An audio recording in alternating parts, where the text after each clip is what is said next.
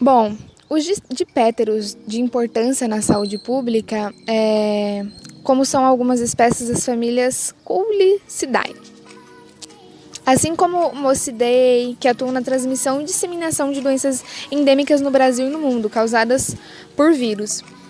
Os programas tanto de controle de irradiação de tais espécies são baseados quase que exclusivamente na utilização de larvicidas organosintéticos e piretroides nos criadores destes insetos. Além destes compostos serem tóxicos aos homens e também aos animais, e causar problemas de poluição ambiental e também desequilíbrio nas populações de insetos em geral, as espécies-alvo destes pesticidas estão apresentando populações resistentes a estes produtos. A procura de métodos alternativos para o controle de população de insetos prejudiciais levou à busca de agentes biológicos que causam toxemias em insetos, como é o caso das bactérias entomopatogênias, especialmente da família Bacilliaceae, e em particular algumas espécies do gênero Bacillus. Essas bactérias elas apresentam as características de esporular e formular corpos paraesporais ou cristais tóxicos, além da vantagem de inocuidade a vertebrados e ação bastante específica com alguns insetos. Segundo os dados da WHO, as doenças que são transmitidas por vetores, elas afetam mais de 3 bilhões de pessoas em países tropicais e subtropicais. A incidência anual da malária no mundo é de 270 milhões de casos, causando a morte de mais de 2,8 milhões de crianças, só na África. As estimativas de pessoas que possuem filariose no mundo é de 90 milhões no mundo. Também se estima que 17,5 milhões de casos de oncocercose e 12 milhões de pessoas contaminadas pela leishmania, com 1,5 milhões de novos casos por ano. O uso de inseticidas sintéticos ainda continua sendo o principal suporte dos programas de combate e controle de insetos vetores de doenças no mundo. No Brasil, o DDT ele ainda é o inseticida mais largamente usado para o controle de vetores.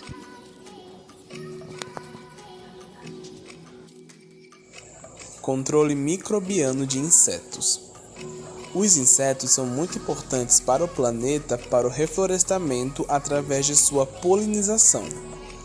Os pesticidas vêm sendo aplicados para o combate de insetos nocivos à agricultura. Dentre estes pesticidas estão presentes os organofosforados, OPS, os carbamatos, CS e os DDT, etc. Tais produtos podem ser perigosos para a saúde humana e a do meio ambiente. Muitos insetos já desenvolveram resistência a esses produtos químicos. Os fungos e as bactérias têm sido usados para o controle biológico de insetos, pois possuem a habilidade de produzir inseticidas por via fermentativa. Os fungos atuam pela infecção e as bactérias através de toxinas. Os fungos estão sendo estudados quanto ao seu poder em controladores biológicos de mosquitos. Já as bactérias que formam esporos estão sendo analisadas, pois é uma característica de persistência e um pré-requisito para que um agente possa ser produzido em escala comercial. As principais vantagens de usar bactérias no controle de insetos são uma alta segurança ambiental, uma alta especificidade e toxicidade para as pragas-alvos, etc. Uso de agentes biológicos para controle de vetores. O Bacillus thuringiensis é uma espécie que foi considerada há muito tempo como específica apenas para larvas de lepidópteros. E também apresenta a subespécie conhecida como israelensis, que por sigla é conhecida como BTI. Essa subespécie ela produz uma toxina especialmente ativa contra larvas de dípteros, principalmente larvas de Coulicidae e Simulidae. O Bacillus sphaericus também tem demonstrado ser bastante promissor para o combate de dípteros. Na sua fase parasítica, as células vegetativas do bacillus liberam toxina capaz de afetar os tecidos e de desencadear a bacteriose em larvas de dípteros. Esse bacilo ele apresenta uma elevada atividade residual devido à sua alta capacidade de reciclagem e alta persistência no ambiente aquático, mesmo com alto teor de poluentes. Os larvicidas biológicos obtidos a partir do BTI, no entanto, apresentam algumas limitações, como a sua baixa atividade residual, especialmente em águas poluídas. Entretanto, os produtos à base do Bacillus sphaericus apresentam, além da alta atividade residual, eles agem sobre as diferentes espécies de Culex e também não possuem ação contra o Aedes aegypti.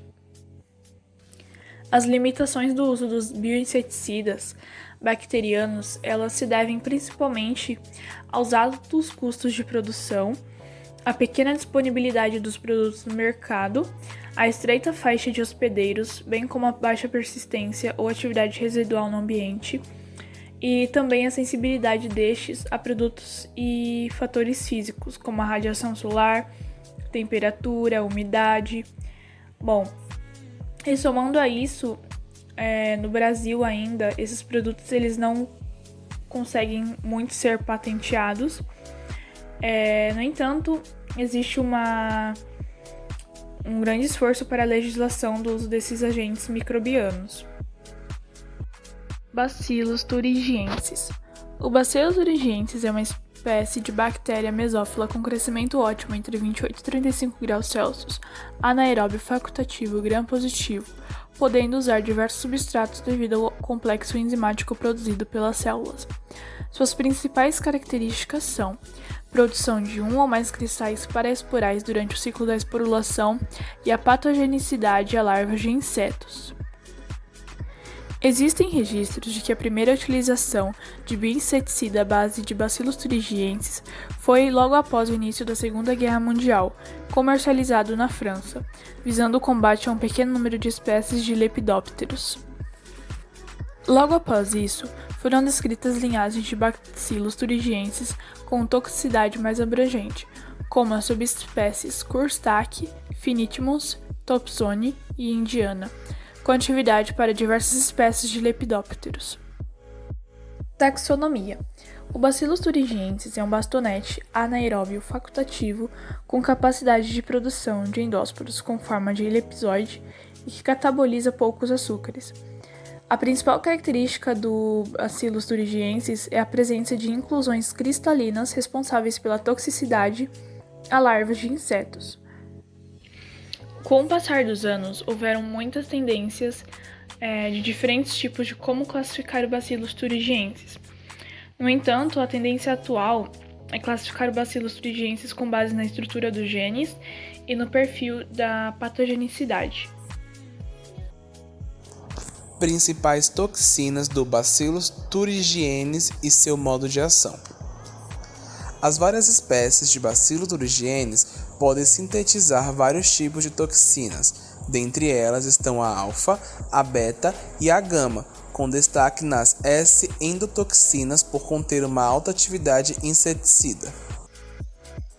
A alta atividade dos Bacillus thuringiensis deve principalmente sua inclusão paraesporal ou cristal, que consiste em um agregado de moléculas proteicas em que as moléculas S-endotoxinas apresentam atividades teratogênica para os vertebrados. O cristal é formado durante a segunda fase da esporulação. As diferentes espécies de Bacillus thuringiensis produzem cristais diferenciados tanto nos números como nas formas. Após a esporulação, o Bacillus thuringiensis forma cristais inseticidas S-endotoxinas chamadas de proteínas Cry, ou CRE, que são codificados pelo gene Cry. Em geral, as toxinas Bacillus thuringiensis são instáveis e podem ser degradadas após 48 horas.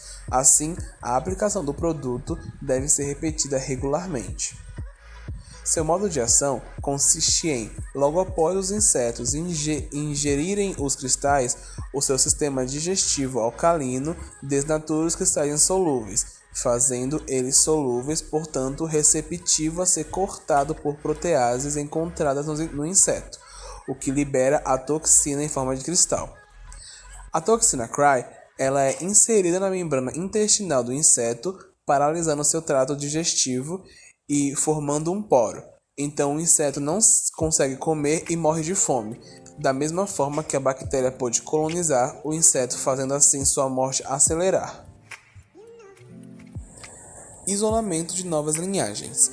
O descobrimento de novas linhagens Bacillus thuringiensis com diferentes atividades inseticidas impulsionou grandemente o mercado dos bioinseticidas. A partir desses esforços, recentemente foi relatada a patente de Bacillus thuringiensis com atividade contra nematóides. Observa-se numerosas patentes de organismos modificados geneticamente com espectro de ação amplificado, assim como de planta transgênica protegidas com genes de Bacillus thuringiensis. Existem programas de isolamento e de formação de bancos e germoplasma de bacilos entomopatogênicos em diversas instituições em todo o mundo. As pesquisas de novas toxinas devem ser constante e não ser confinada só aos bacilos, já que foi reportada uma linhagem de Clostridium bifermentae var. Malaysia, CBM, com alta atividade contra anofelinos. Produção de bioinseticidas por fermentação submersa. A produção do Bacillus thuringiensis por fermentação submersa não envolve técnicas diferentes daquelas utilizadas tradicionalmente para a produção de enzimas e antibióticos ou outros produtos fermentados. Bom, a produção comercial de inseticidas microbianos ela requer uma linhagem selecionada, com alta atividade larvicida e bem adaptada ao processo fermentativo. As condições de cultivo devem ser estabelecidas em função da máxima produção de esporos associados ao cristal tóxico, porém o que mais interessa é sua potência tóxica ao final do inseto de interesse. Os produtos à base desse bacilo geralmente contêm duas frações ativas, o esporo e o cristal proteico, também chamados de complexo esporo-cristal. Um fator muito importante para a diminuição dos custos de produção dos bioinseticidas bacterianos é através da utilização de matérias-primas de baixo custo na formulação dos meios de cultura. É o caso de resíduos, especialmente da indústria de alimentos, que são subprodutos complexos e ricos em carboidratos e proteínas, que podem viabilizar economicamente os processos industriais de produção de inseticidas bacterianos. De modo geral, o meio de cultura ele consiste de fontes de carbono e nitrogênio, além de alguns sais minerais. Como regra geral, pode-se estipular que a temperatura varia entre 28 e 30 graus Celsius, visto que o Bacillus thuringiensis é uma bactéria mesófila. O pH inicial costuma ser ajustado ao redor de 7 e a areação e agitação são indispensáveis. Ao final do processo, que dura geralmente de 20 a 60 horas, são obtidas cerca de 10 elevado ao oitavo e 10 elevado a 9 esporos ml por meio fermentado. Este então é filtrado e centrifugado ou concentrado por evaporação e finalmente secado, geralmente por liofilização. Seleção de linhagem. As variedades de Bacillus thuringiensis, também chamadas de linhagens ou cepas, utilizadas em formulações comerciais variam de uma a outra empresa e são substituídas quando novas variedades com maiores atividades são obtidas. Segundo o processo de fermentação utilizado e produto final desejado, se deverá optar pela linhagem mais adequada. Bom, os variáveis de processo, eles têm alguns. Um deles são o substrato. O substrato ele é a escolha do meio. A escolha do meio ele depende principalmente de 3 fatores: disponibilidade local, custo e exigências de micro-organismos. Assim, meios simples são desejados, assim também há que ter presente as etapas finais de recuperação. Temperatura.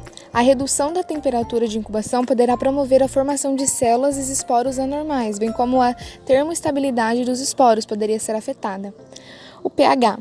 O pH do meio da cultura, inicialmente ajustado para 7, diminui nas primeiras 2 a 3 horas do processo fermentativo. O pH do meio da cultura é monitorado, mas não corrigido. A aeração e a agitação. Dentre os elementos que constituem o meio de cultura, o oxigênio mostra-se como um componente necessário, pois ocupa um lugar de destaque na respiração dos micro-organismos aeróbios e facultativo. As finalidades da aeração e agitação nas fermentações é de suprir oxigênio aos organismos, aos micro-organismos, e homogeneizar o meio de cultura. Dessa forma, permite a uniformidade na suspensão dos micro-organismos e acelera a velocidade de massa. Bom, concluindo então esse trabalho, a seleção dos componentes do meio de cultura mediante a técnica de delineamentos fatoriais fracionários, assim como a otimização de concentrações mediante delineamento composto rotacional da metodologia de superfície da resposta, permitiram obter algumas contagens. Bom, a gente pode concluir que as etapas de otimização realizadas em Ellemeris permitiram a condução de ensaios em fermentador piloto. O isolado CP36 selecionado, classificado taxonomicamente como Bacillus thuringiensis, apresentou perfil eletrofético das proteínas do cristal diferenciado do padrão.